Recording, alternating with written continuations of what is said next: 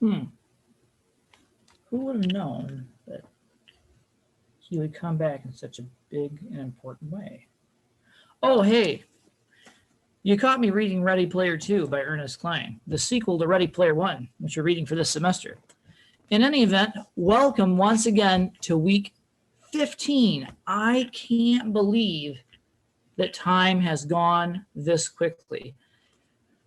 Beyond our typical finals week agenda, which probably won't require a video like this one, we've got 2 more weeks, this week's content included, if you can dig that. So this is our drafting week for the argumentative project. And just to review that process, you're going to see Mr. Fowler disappear for a little bit, but you should still be able to hear me. So here we go. Let's take a look at what the argument essay has to offer. I'm going to share a screen, select the argument essay and review. Oh, actually, I'm up here still, right? Hi.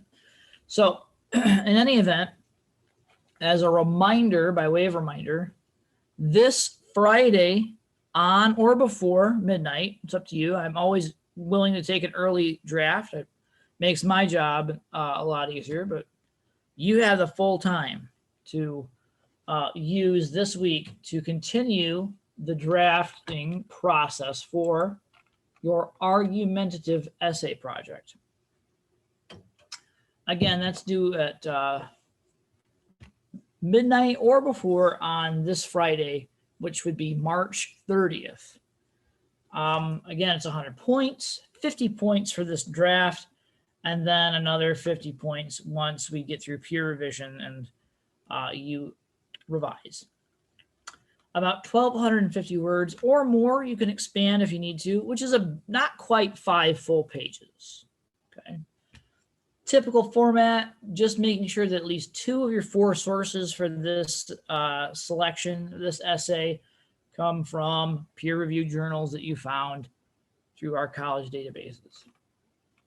Again, the point here is that you'll demonstrate your ability to develop a thesis in direct response to one of the larger themes discussed in this semester's reading.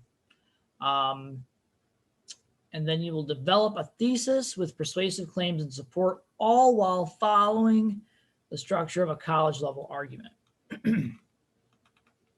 And we talked last time about the various prompts. Remember that if you're not into any of these, you may still, let me see what my cursor's at. There we are. You still have this option too. Well, that's not a great color. Let's see here. There we go. You still have this option. You can propose an alternative topic in a brief paragraph, addressing a concept from the book or the class readings you would like to write about in more detail, if that's something that is of interest to you. Okay, so that takes us to today's content. Remember that next week is peer review week, and as such, we're going to have to revisit one last time that peer review response rubric that I'm going to ask you to use when evaluating a fellow student's essay. A couple of things that have come up about that I wanted to make sure I addressed right away. Try to make sure that unless it's an emergency situation, that you're sharing your draft with a fellow student from this class. Because if we don't do that, we end up with some unequal numbers of people who need a peer review partner. We had one person, we started the class with 19 students, and I believe right now we're at 18. So that's a perfect number to coordinate. Everybody gets a peer review partner. But as it's been manifesting in reality, some people are either late to the game or they don't turn in a paper for peer review. They'll turn in a paper, but they won't reach out just fellow student for peer review. And so somebody's kind of waiting. And that means somebody gets another chance to peer review. And some people get more attention during the peer review process because they get my commentary and the commentary of a couple of different students. So try to make sure that you are doing your due diligence or living up to your due diligence by providing a fellow student with a peer review essay. Now, I know not every student's comfortable reaching out and exchanging drafts, although in theory, by this point in the semester, you really should be. This is not a process that really goes away until you reach like a 200 or 300 level class. Then, we put the stop to peer review or mandatory sort of peer review. So I would expect a peer review in the next phase of class here at Kish, or really even at NIU or any other course in a college level class in the contiguous 48 states, and probably Hawaii and Alaska too. But yeah, get used to the idea of peer review, at least until you're done with the early composition courses. Okay, that's my soapbox about making sure you're prepared for peer review. Well, let's go ahead and see what the rest of our agenda has in store for us today.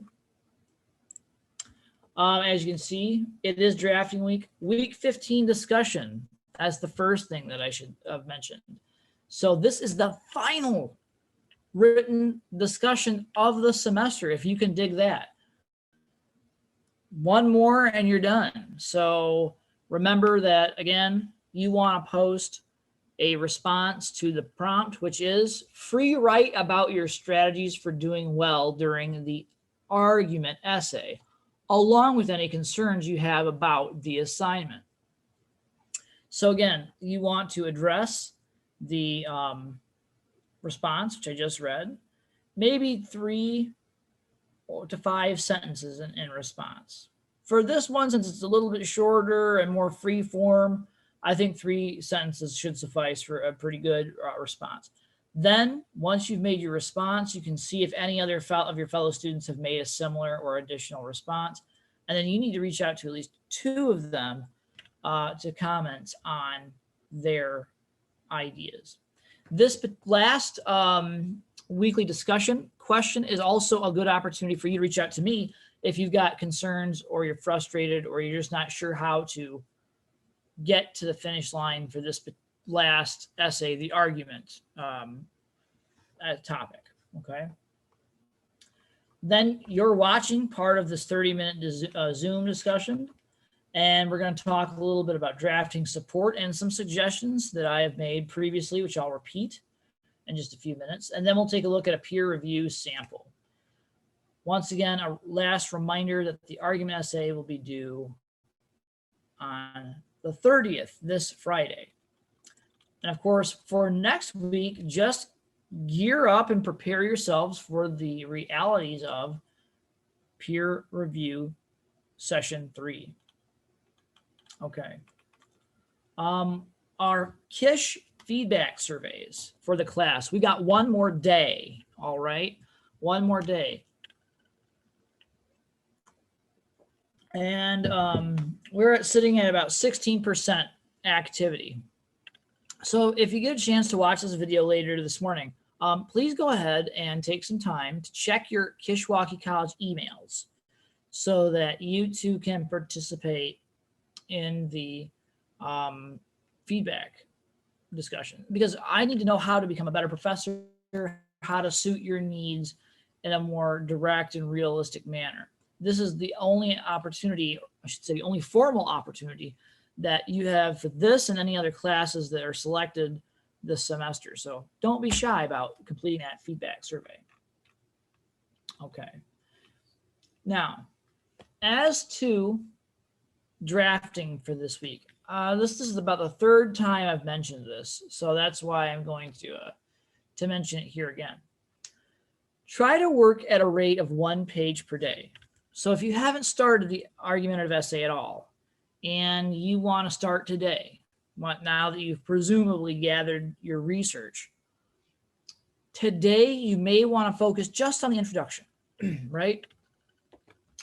That funnel technique that we've discussed so many times. You start with the broadest possible attention-getting hook that you can come up with.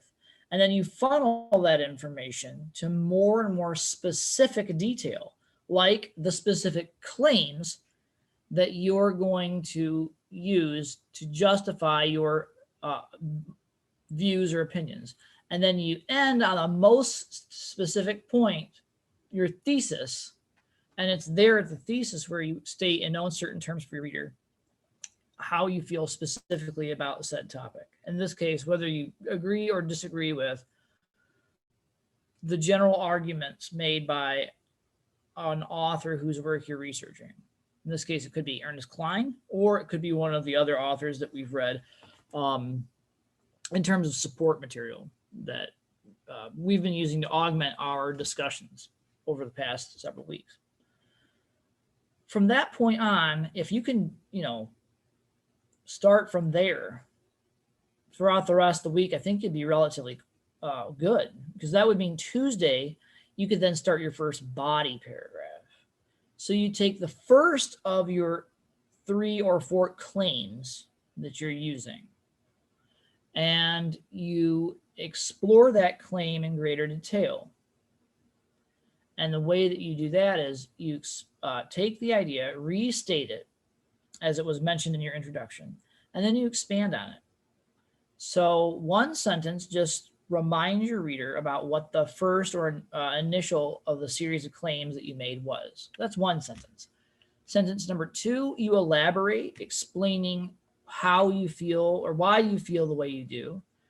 Sentence 3, you give some sort of a justification or evidence to support said belief. 4 is where you bring your quoted material in, the 4th sentence thereabout. So you make an assertion about why you feel the way you do, and then you bring a piece of evidence from another text, a support that sort of shores up your argument, and you give that as an example, because that's trusted research that another reader can look at and consider. And if they consider what you have suggested is true about this piece of evidence, there's a good chance that they'll agree with you. So you can start to sway their opinion. That's the whole point of an argument, right? Is to put up a good defense of your position. Then, so again, that's the 4th sentence. Then the 5th sentence, of course, not too shockingly, is a transitional sentence in which you reference the 2nd claim, again, initially introduced or originally introduced. I just kind of divided the two there. Originally, not a word, initially introduced in your introductory paragraph.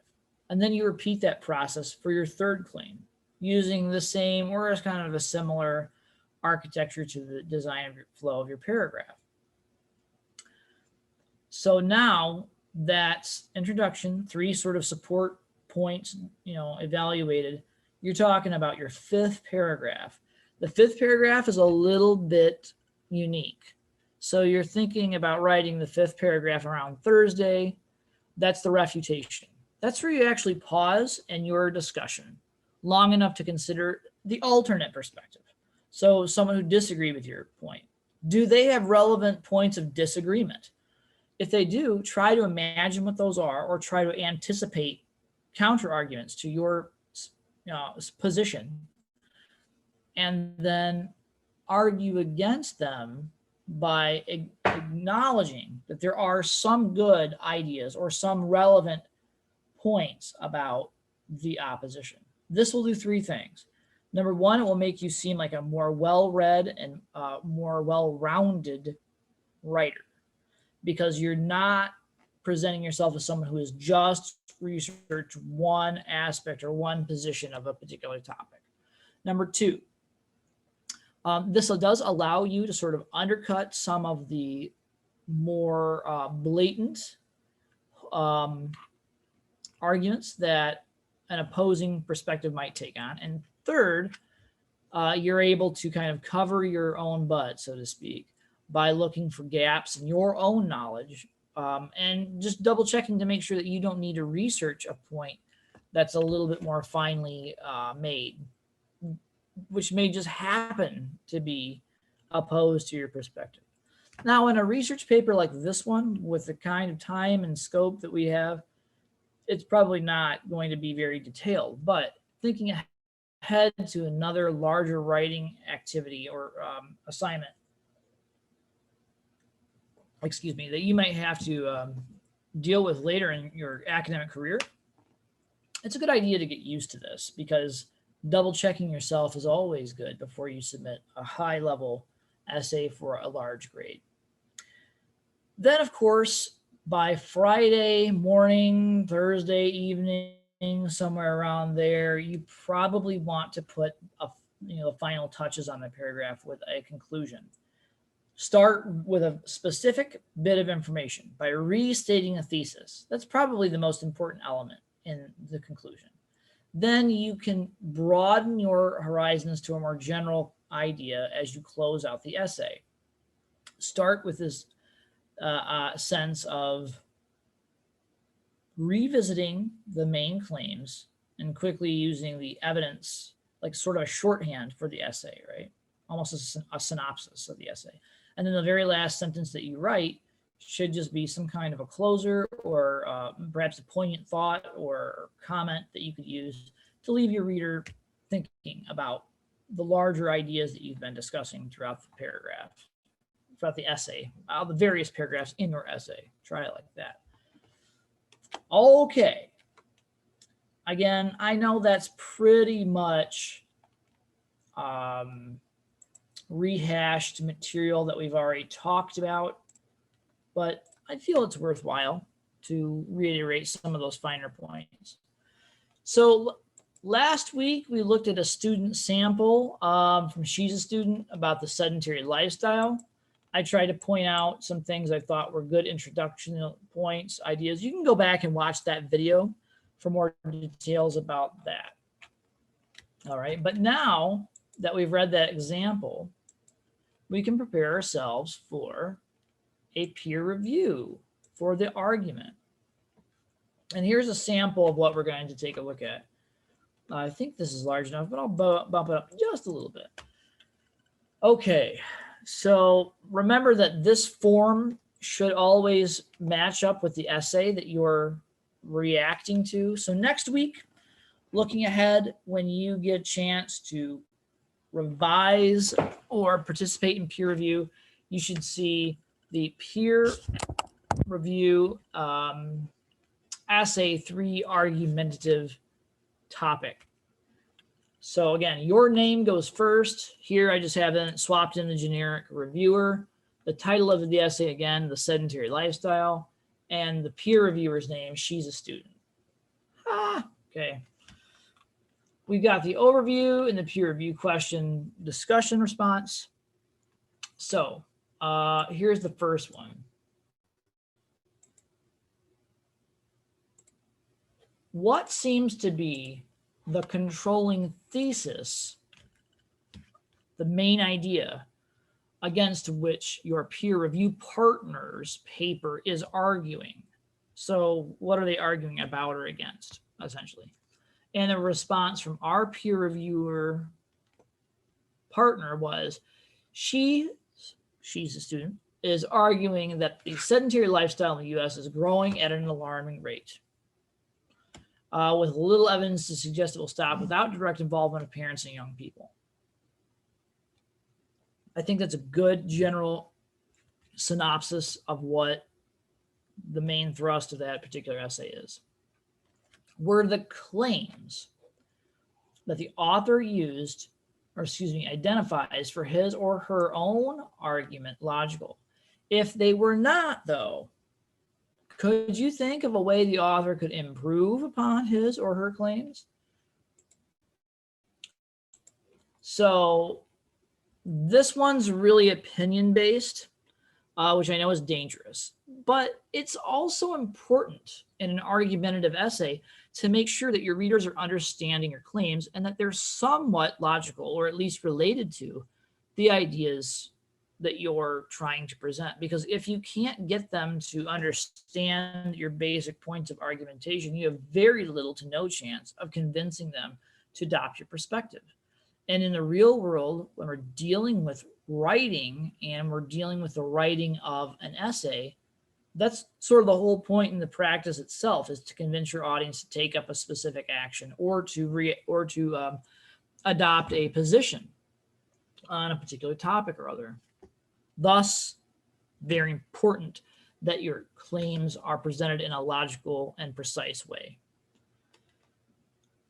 Our student reviewer says the author of the essay makes very good logical claims that are based in logic. The only suggested improvement that I might offer is that she take more time to elaborate on the results of one particular Canadian study that she references early in the third paragraph in her essay. Okay. Now let's take a look at that as a piece of criticism, because this is very good, very specific feedback. So let's look at the argument sample. So we're going to look for the third paragraph, right? Should use the European way of counting. 1, 2, 3. Okay, here it is. In the article, Active Video Games and Health Indicators in Children and Youth, a Systemic Review, the authors introduce a Canadian study that measures health behaviors in students, mostly teenagers, that reveal the majority of children and youth around the world do not meet the current physical activity guidelines and are considered inactive. And she cites that here as page 1. Okay. And then she goes on to say the youth are considered inactive due to a modern acceptance of the sedentary lifestyle, stated being idle or stationary, and the lack of physical activity required in physical education. So there's an idea here that is referenced in a vague sort of way as a support for one of the major pillars of their argument. So yes, the report is mentioned. The results are examined. She elaborates on the way that this information can be interpreted. And then she goes a further step by explaining how a character in the book meets the sort of, or stands as an example of the kinds of things that she's talking about. Now, when she gets down here to the Works Cited page, we don't quite know what that reference is, but I think it's right here. Alana LeBlanc and others, Active Video Games and Health Indicators in Children and Youth, a Systemic Review. So the student reader wanted more information about that particular piece. And I think that's a valid criticism. So when you're preparing your own research, make sure that if you mention an example, that's clear, I would say very clear for your reader, in terms of allowing them to look at the information and make a connection between a piece of evidence and the claim that it is being used to support. Okay. All right, let's continue on. Back to screen share for just a minute. Where is it at? Our peer review. Here we go. All right. How effective is the evidence the author uses as support? How effective is the evidence the author uses as support, and does it seem logical? And she goes on to write that the author of this essay goes above and beyond, and I would say that's probably true, offering a host of supporting evidence in the form of statistical analysis and well-documented essays, including at least 2 from the Kishwaukee College Research Database. I couldn't be more satisfied with the peer review response than that one. Again, another opinion question. So I know that this might vary for some of you as you get ready to read your examples, but let's just go ahead and take a look at the question, and then we'll talk about possible ways to answer it. At what point did the writer whose paper you're reviewing most interest, or even slash convince you of their perspective. So they may not convince you of their perspective. That's something we all have to risk in writing an argumentative essay. Some people may never see our perspective, no matter how hard we try to convince them. But that's not, luckily, the qualifications for this class. The qualifications for this class are simply to become familiar with the format and some of the basic moves associated with an argument so that you can refine that set of skills more succinctly next semester. So at what point did they either interest you or convince you?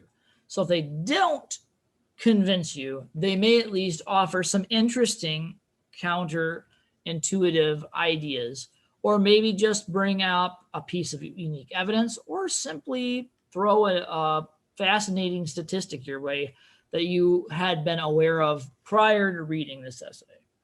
Okay.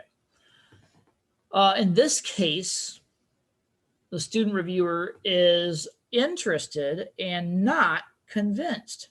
They're interested, but they don't admit that they're convinced by the other writer. And she writes that I was most interested in her argument when she delved into the relationship between mental and physical well-being and how each of those two related to one another. I think that's a pretty good idea. Again, you may not be convinced of a person's perspective, but they probably, if they're trying to actively do their job as a student writer, are at least going to come across with some interesting content that might, I don't know, that might interest you, that might propel you to delve more deeply into a topic. And if that's the case, that's how I'd answer that particular question. Okay, last but not least, does he or she use effective in-text or parenthetical citations and an effective words cited page group of bibliographies? So in this case, that should be a pretty easy answer, yes or no. If it's yes, then a simple sentence like this one would fit the bill. There are indeed effective citations visible throughout the essay and in its bibliography. You can't, it's pretty cut and dry. The real work for you as a reviewer will come in when and if there are errors in the bibliography. Now, I'm not asking you to be an expert on bibliographies or even MLA citation style. You should be, at this point, more than familiar with that style. But if the student whose paper you're reviewing does have some mistakes, some real broad or glaring MLA errors, either in text in the parentheses or at the bibliography, you may want to go ahead and point those out in your peer review response, because by the time they receive my content and my questions, they may hopefully have already corrected those errors.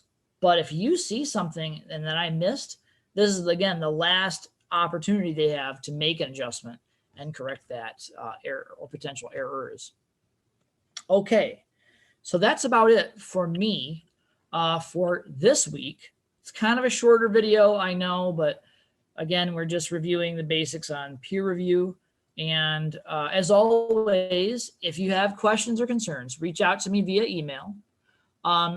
Do reply to that last weekly discussion question so that I can have a chance to read about your struggles and your insights as related to this final essay. And then, of course, don't hesitate to send me any version of the essay that you have ready by Friday. If you're not finished or you don't feel like it's a completed essay, that's okay. Better to send something that I can use to help you and sort of reflect upon than just to send nothing or, throw your hands in the air and say, I just want to be done for the semester. I know you want to be done. Every student in every class and every instructor right now, they're looking forward to the end of the semester. But we've got 2 weeks, folks. We've got week 15 this week and week 16. And those are weeks in which we need to get some things done. So hang tough for these next 2 weeks so that we can finish strong and really wrap the semester up in a meaningful way. Okay. Last reminder, the essay is due by midnight this Friday or earlier. And I'll be so happy to see what you come up with. It's going to be an interesting couple of weeks as we close out the semester. Okay. Take care, everybody. I'll talk to you next week.